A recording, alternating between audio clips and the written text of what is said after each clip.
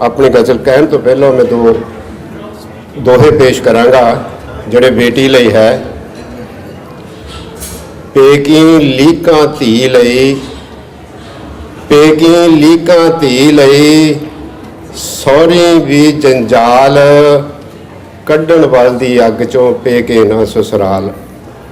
दूसरा है रोना इज्जत अणख दा, रहन नशे विच तुत। रोना इज्जत अणख दा, रहन नशे विच तुत। बेटी दा गल घुट के लोकी मंगण पुत। गज़ल दे कुछ शेर पेश कर रहा हाँ। मेरे जख्मां नूं गुलाब कह गया, मेरे जख्मां नूं गुलाब कह गया, परदे च उसदा शबाब कह गया। मैं उसदा ना ही मेरा ओह रहा, मैं उसदा ना ही मेरा ओह रहा। गैरां दी पी के शराब कह गया, कतरा कतरा चूस के लहू मेरा।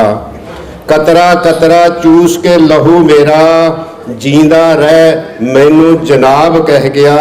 मैं तरले पाए अतीत दे बड़े, मैं तरले पाए अतीत दे बड़े, फिर भी पल पल दा हिसाब कह गया।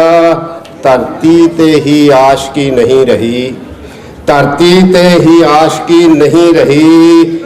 ला ला के गल्लां चनाब कह गया।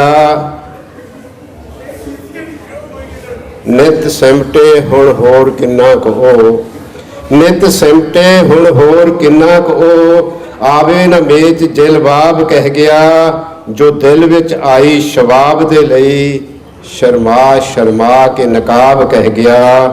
मैं डरदे डरदे सवाल कर गया, मैं डरदे डरदे सवाल कर गया।